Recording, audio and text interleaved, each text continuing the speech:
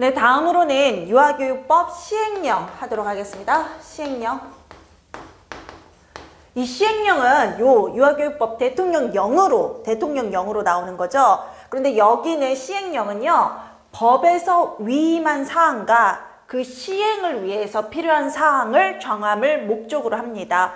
그래서 유아교육법 시행령 보시면 제1조 목적에 이 령은 유아교육법에서 위임된 사항과 그 사항에 필요한 사항을 그 시행에 필요한 사항을 규정함을 목적으로 한다라고 돼 있죠.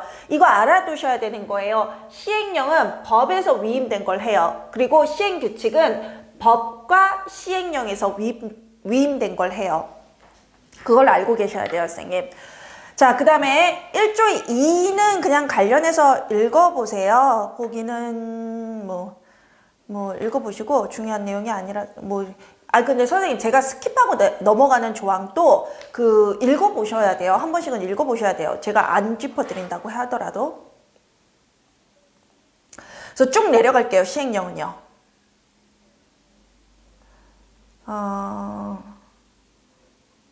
시행령은 쭉 내려가시고요.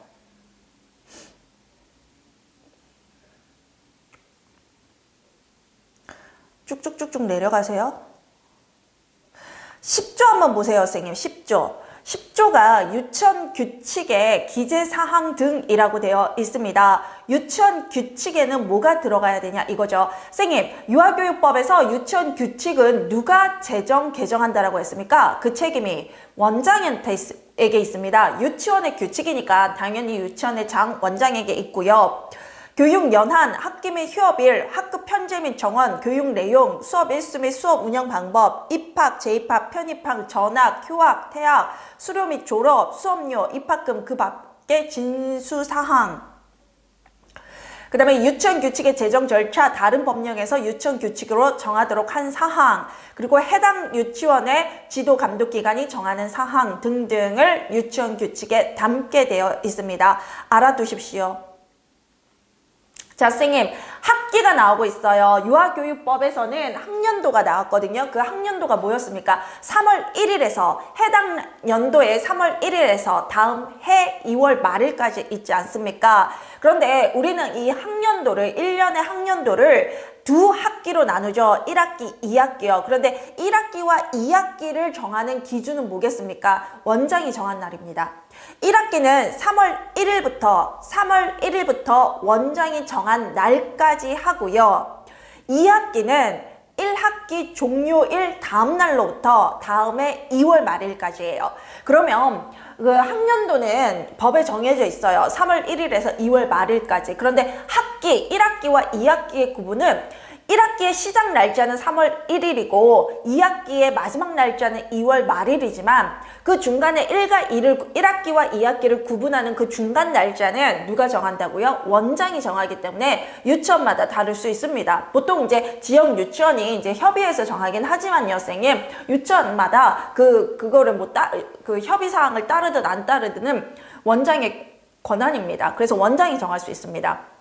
제1학기는 3월 1일부터 유치원의 수업 일수, 휴업일 및 교육과정 운영을 고려해서 유치원이 장이 정한 날까지로 하고 제2학기는 1학기 종료일 다음 날로부터 다음해 2월 말일까지로 한다라고 되어 있습니다. 제12조 수업 일수가 있는데요. 유치원의 수업 일수는 매 학년도 180일 이상을 기준으로 원장이 정합니다. 그래서 180일은 지켜야 되는 날짜입니다. 이거는 그 법에 명시되어 있잖아요. 지금 180일 이상이라고. 그래서 반드시 어떤 유치원이든 수업 일수를 180일은 해야 됩니다. 그런데 그 180일을 넘어서서 그 이상 190일을 하든 200일을 하든 그거는 누가 정한다고요? 원장이 정하는 겁니다. 우리는 180일만 지켜주면 법을 지킨 게 되고 그 일수 이상은 원장이 정하게 됩니다. 유치원의 수업 일수는 매 학년도 180일 이상을 기준으로 원장이 정한다. 다만 원장은 다음 각 호의 구분에 따른 범위에서 수업 일수를 줄일 수 있고 이 경우 다음 학년도가 시작되기 전까지 관할청에 보고해야 한다 입니다.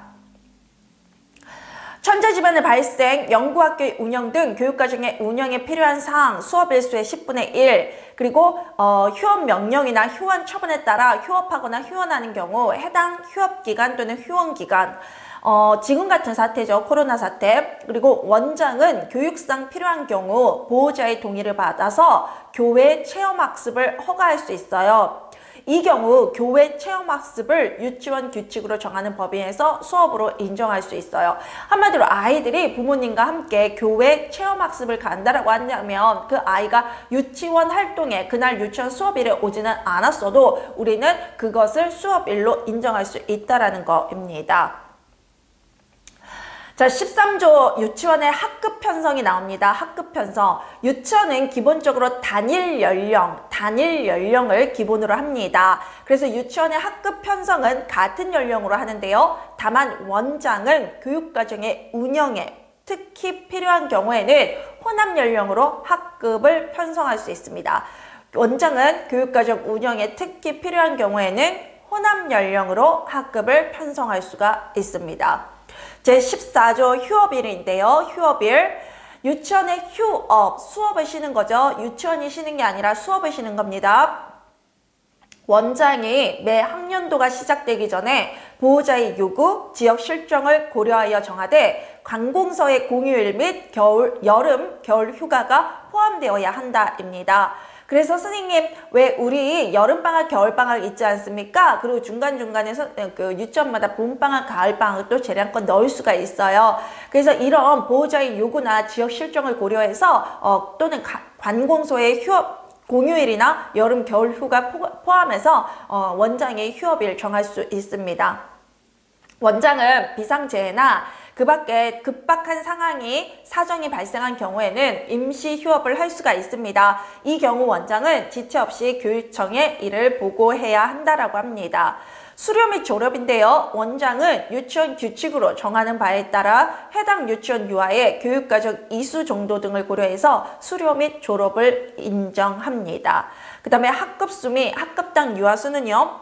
유치원의 학급수와 학급당 최소 및 최대 유아수는 유치원의 유형 그리고 지역 여건 등을 고려해서 관할청이 정합니다.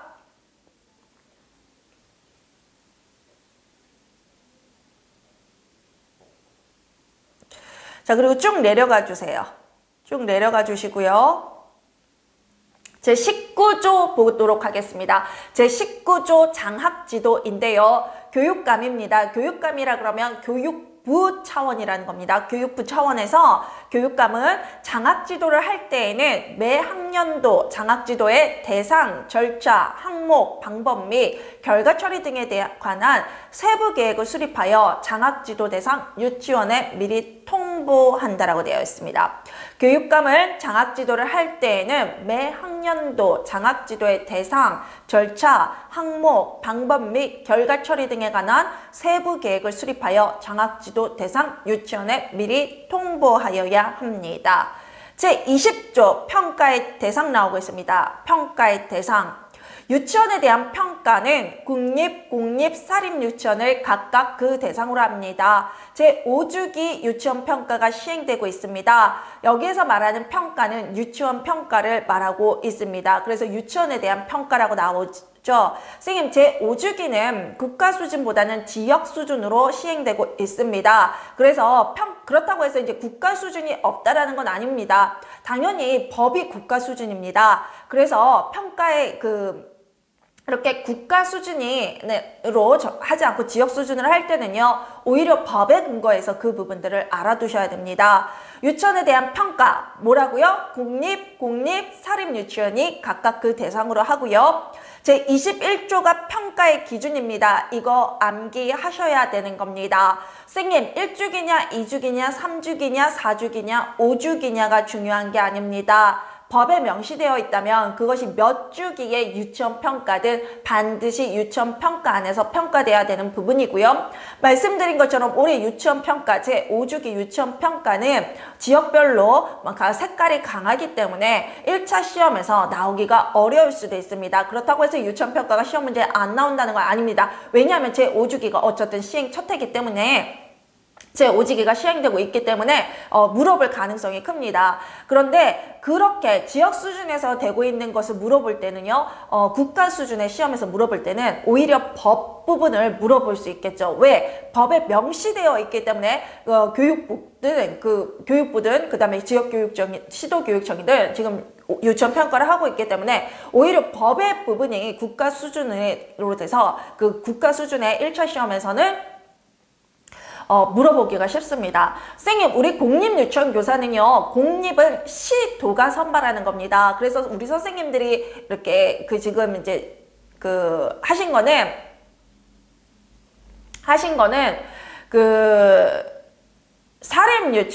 공립유치원 아닙니까? 공립. 그쵸? 공립은 시도 수준이라서 여러분들이 시도에 원서를 썼고, 원하시는 시도에 원서를 썼고, 거기에 가서 시험을 보는 건데요. 1차 시험은, 우리의 1차 시험은 그럼에도 불구하고 1차 시험의 주관은 한국교육과정평가원이라서 그러니까 국가 수준이라기보다는 17개 시도가 모두 같은 1차 시험을 봅니다. 그런데 2차는 아닙니다. 2차는 시도별로 치러지고요. 1차 시험은 시도별로 치러진다고 하더라도 시험 문제는 1차 문제는 전국적으로 같은 문제로 1차 시험을 보고 있습니다. 그래서 하고 있고요. 그 다음에 제21조 평가의 기준 한번 보세요. 평가의 기준. 유치원 평가는 다음 각 호의 사항을 기준으로 실시한다 그랬는데 바로 이 부분을 외우셔야 된다라는 겁니다. 우리가 평가 영역 뭐야? 1주기, 2주기, 3주기, 4주기, 5주기의 평가 영역이 달라요. 그런데 그 평가 영역이 단독으로 교육부가 정한 게 아니라 이렇게 시행령에 평가 영역으로 들어가야 되는 거 정해주고 그 다음에 몇 주기냐에 따라서 명칭은 조금 달리할 수 있지만 법에서 실시하라고 하는 사항들은 모두 실시하게 돼 있어요. 명칭이 다르더라도. 자, 보세요. 그래서 이걸 암기하셔야 된다는 거예요. 오히려 이렇게 지역 수준으로 될 때는 법을 암기하셔야 된다는 거예요. 자, 교육과정의 편성 운영 및 교수학습 지원 외우세요. 그 다음에 방과 후 과정의 편성 운영, 그 다음에 세 번째가 교원에 대한 연수 지원, 네 번째가 유아의 건강 및 안전관리, 다섯 번째가 그 밖에 유치원 운영에 관한 사항으로 교육감이 필요하다고 인정하는 사항입니다. 그리고 시도교육청의 유아교육 전반에 대한 평가는 다음 각 호의 사항을 기준으로 실시합니다. 유아교육 전반. 한마디로 이제 교육감은 선생님, 제가 아까 교육감은 교육부 차원이죠 이렇게 말씀드렸죠. 제 19조 장학지도에서. 아니죠, 선생님 죄송합니다. 교육감은 시도 수준입니다. 제 19조 장학지도 할 때 제가 교육감은 교육부 차원이죠 이렇게 말씀을 드렸는데 죄송합니다. 교육부 차원은 교육부 장관이고요. 교육감은 시도교육청입니다. 시도교육청. 죄송합니다. 그래서 교육감은 시도교육청 차원인데요. 자, 2번 제 21조로 다시 돌아가시면 시도교육청의 유아교육 전반에 대한 평가, 그 한마디로 유치원 평가도 할 수 있지만 우리는 시도교육청의 유아교육 전반에 대한 평가도 할 수 있다라는 건데요. 여기에 들어가는 그런 기준들은 유아교육 관련 예산의 편성 및 운영, 그리고 유치원의 설립 운영, 그리고 유치원 교육 지원 및 유아교육 성과, 유아교육 지원기구 및 공무원 배치 현황, 유아 및 교원의 교육복지, 그리고 그 밖에 시도교육청의 유아교육에 관한 사항으로서 교육부 장관이 필요하다고 인정하는 사항입니다. 제22조 한번 보시겠습니다. 평가의 절차. 교육감은 매 학년도가 시작되기 전까지 유치원 평가에 관한 기본 계획을 수립하여 평가 대상 유치원에 통보하여야 합니다. 교육감은 법 제19조 제1항에 따라 유치원 운영 실태에 대한 평가를 하는 경우 법 제19조 2에 따른 유아교육 정보 시스템에 저장된 자료, 교육 관련 기관의 정보 공개에 관한 특례법, 그리고 공시정보 등을 이용한 정량평가의 방법으로 한다라고 되어 있습니다. 정량평가입니다. 정량평가, 유치원평가, 지금 정량평가라고 합니다. 정량평가. 정량평가만으로 정확한 평가가 어렵다고 인정되는 경우 서면평가, 설문평가, 관계자 면담 등의 방법을 이용한 정성평가의 방법으로 병행할 수 있습니다. 정량평가. 만으로 부족할 때 서면, 설문조사, 서면평가, 설문조사, 관계자 면담 등의 정성평가의 방법을 시행할 수 있습니다. 교육부 장관은 매 학년도가 시작되기 전까지 시도교육청에 유아교육 전반에 대한 평가 기본계획을 수립하여 이를 공포하여야 한다이고요. 교육부 장관은 시도교육청에 유아교육 전반에 대한 평가를 하는 경우 서면평가, 현장평가, 설문조사, 관계자 면담 등의 방법으로 합니다. 그리고 교육부 장관 및 교육감은 매 학년도가 종료되기 전까지 인터넷 홈페이지 등을 통해 평가의 결과를 공개하고 교육부 장관은 교육감에게, 교육감은 해당 유치원의 각각 평가의 결과를 통보해야 합니다. 교육부 장관 및 교육감은 평가를 효율적으로 하기 위해 각각 평가위원회를 운영할 수 있고요.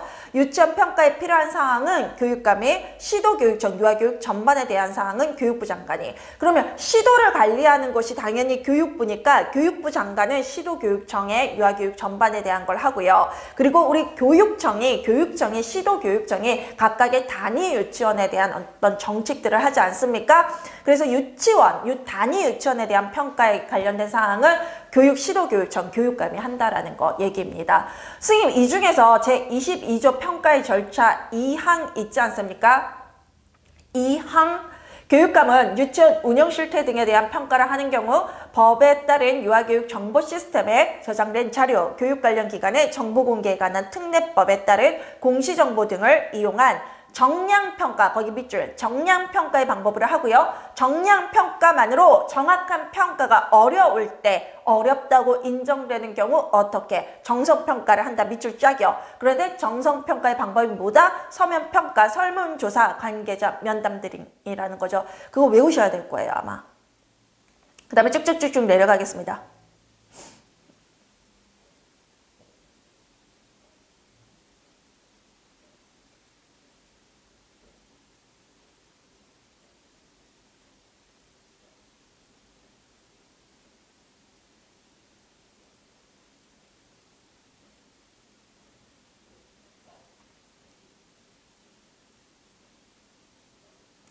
자, 선생님 22 내려오려고 그랬는데 중요한 게 있구나. 제22조의 2 유치원 운영위원회의 설치 대상 있죠. 그 유치원 운영위원회에 일정 규모 미만의 사립유치원은 설립하지 않아도 된다 이거잖아요. 그래서 유치원 운영위원회는 설치해야 합니다. 그게 원칙입니다. 법에 그렇게 명시되어 있죠. 그런데 그 법에서 예외 조항이 있었잖아요. 대통령령으로 정하는 규모 미만 사립유치원이 정원이 20명 미만인 사립유치원이요. 20명 미만일 경우에는 유치원 운영위원회를 설치하지 않아도 된다는 거고요. 그 다음에 22조의 3 공립유치원에 두는 운영위원회의 구성인데요. 유치원 운영위원회에 있어야 됩니다, 선생님. 물론 이 유치원 운영위원회가 초등, 병설에서는 초등의 어떤 학교 운영위원회와 함께 할 수는 있습니다. 그렇지만 원칙적으로 유치원 운영위원회에 있어야 되고요. 다음 각 호에 따른 범위에서 유치원의 규모 등을 고려하여 해당 유치원의 운영위원회 규정을 정한다라고 되어 있는데요. 유아수가 100명 미만인 유치원은요. 위원회 수가 5명에서 8명 이하고요. 100명 이상인 유치원은 9명 이상 11명 이하입니다. 국공립 유치원에 두는 운영위원회 구성 비율은 다음 각 호의 구분에 따른 범위에서 운영위원회 규정으로 정한다라고 되어 있어요. 학부모위원이 반드시 들어가야 됩니다. 유치원 운영위원회는 학부모위원과 교원위원, 교사죠. 반드시 들어가야 되는데요. 학부모위원은 100분의 6, 한마디로 60에서 70%가 들어가고요. 교원위원은 30에서 40%가 들어간다는 겁니다. 그래서 학부모는 최대 70%까지, 교원은 최대 40%까지. 그래서 뭐 학부모가 60% 들어가면 교원이 40%, 학부모가 70% 들어가면 교원이 30% 이렇게 구성된다고 합니다. 그럼에도 불구하고 유아수가 20명 미만인 국공립 유치원에 두는 운영위원회 구성 비율은 국립유치원 경우에는 유치원 규칙으로 다르게 정할 수 있고 공립유치원의 경우에는 시도의 조례로 정하는 범위에서 운영위원회 규정으로 다르게 정할 수 있다고 합니다. 유치원 규칙 또는 운영위원회 규정으로 다르게 정하는 경우에도 학부모위원 및 교원위원은 각각 1명 이상 포함되어야 한다라고 되어 있습니다.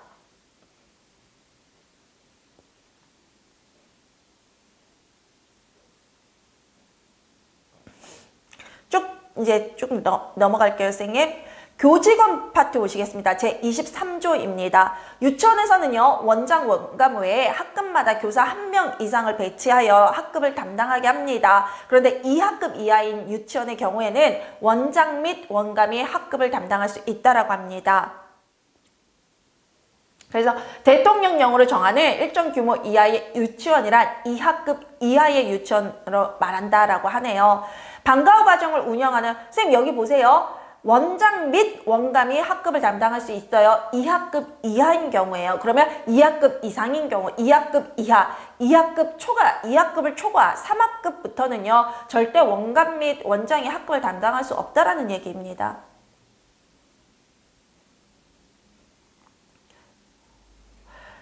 방과후 과정을 근데 이제 원감이 담임을 맡는 경우가 있죠, 선생님. 실제 현장에서는. 그게 그 법에 근거했을 때 유치원에는 원장, 원감, 수석교사, 교사가 있지만 원감은 두지 아니할 수 있다라는 조항이 있잖아요. 그것 때문에 그래요. 그래서 원감이라는 위치 자체, 그 사람은 그냥 교사로 등록이 된 거죠, 실제적으로. 교사로 등록이 되면서 그 현장에서는 원감 업무를 수행하는 그런 경우인 거죠. 대통령령으로 정하는 일정 규모 이하의 유치원이란 2학급 이하의 유치원. 방과후 과정을 과정을 운영하는 유치원에는 각 학급 담당 교사 외에 방과후 과정 운영을 담당할 교사를 1명 이상 둘 수 있으며 유치원별 방과후 과정 운영 담당 교사의 배치 기준은 관할청이 정합니다.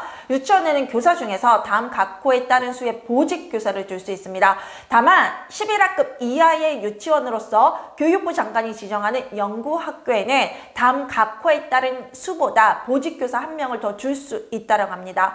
자, 3학급에서 5학급 이하의 유치원은 1명, 6학급 이상 11학급 이하의 유치원은 2명, 12학급 이상의 유치원은 3명 이상인데 연구학교, 교육부 장관이 지정하는 연구학교는 여기에서 1명을 더 둘 수 있다라는 겁니다. 보직교사의 명칭은 관할청이 정하고 보직교사의 종류 및 유치원별 보직교사의 종류 및 그 업무 분장을 원감이 정한다라고 합니다. 수석교사의 배치 기준 한번 보시겠습니다. 수석교사는 유치원별로 1명씩 두되 유아수가 100명 이하인 유치원 또는 학급수가 4학급 이하인 유치원에는 수석교사를 두지 아니할 수 있습니다. 수석교사는 유치원별로 1명씩 두어야만 합니다. 수석교사 경력 몇 년? 15년 이상. 그런데 유아수가 100명 이하이거나 학급수가 4학급 이하이면 두지 아니할 수 있고요. 수석교사는 학급을 담당하지 하지만 여건, 유치원의 규모 및 유치원 여건에 따라 학급을 담당할 수 있다고 합니다. 수석교사의 배치에 필요한 구체적인 사항은 교육부 장관이 정하는 기준에 따라 관할청이 정한다고 합니다. 보통 원감이 수석교사를 대신하고 있습니다. 보통 그 수석교사 못 보셨잖아요, 솔직히. 그렇죠? 못 보셨죠? 보통 수석교사에게 원감이라는 칭을 붙여주죠. 원감을 두지 아니할 수 있으니까. 그래서 그러니까 담임을 수석교사는 학급을 담당하지 않으니까 보통 이제 그러면 원장, 원감, 수석교사가 학급을 담당하지 않는다라는 건데 사립유치원이나 일반 유치원이 그게 가능합니까? 여건상? 그러니까 보통 원장님이 있고 수석교사가 원감을 대신하는 경우가 있죠. 우리는 원감으로 부르지만 그분이 수석교사였을 수 있어요. 제24조 직원의 배치 기준. 유치원에는 필요한 경우 직원을 1명 이상 둘 수 있으며 유치원별 배치 기준은 관할청이 정합니다. 자, 쭉쭉 내려가세요. 28조 교원의 교육 및 연수인데요.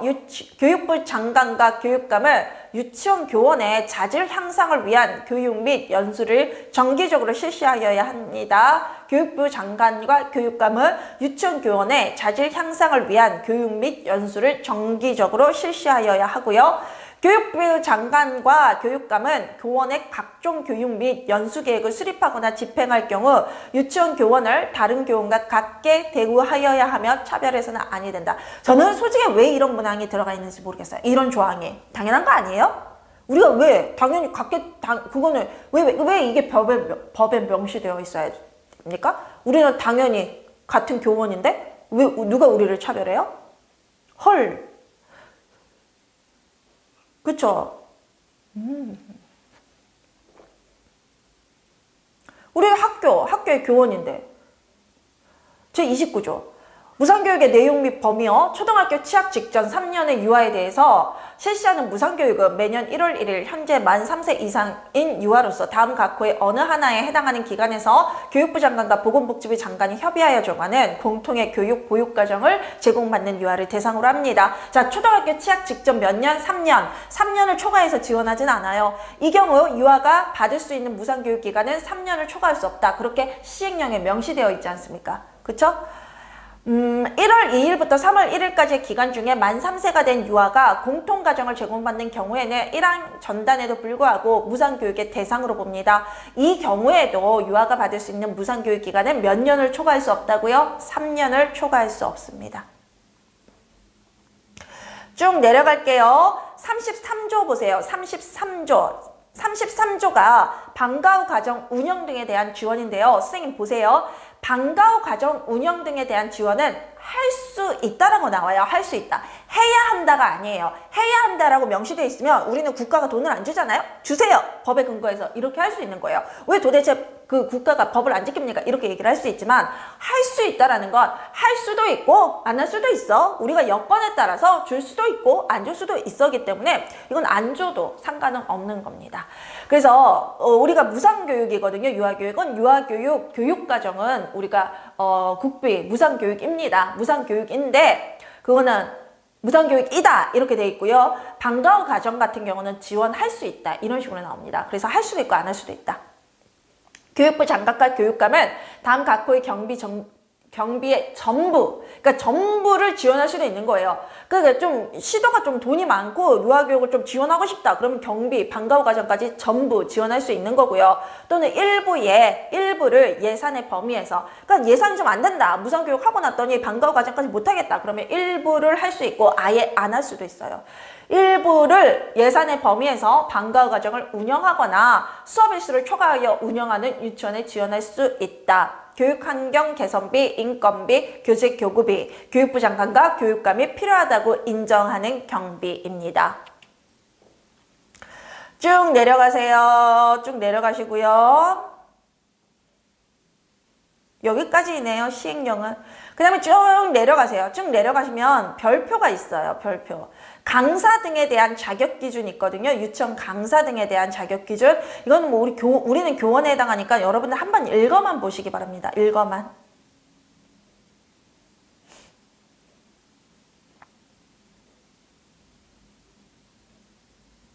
그 다음에 거의 가태료 부분 나오는데 그것도 한번 읽어보시고요.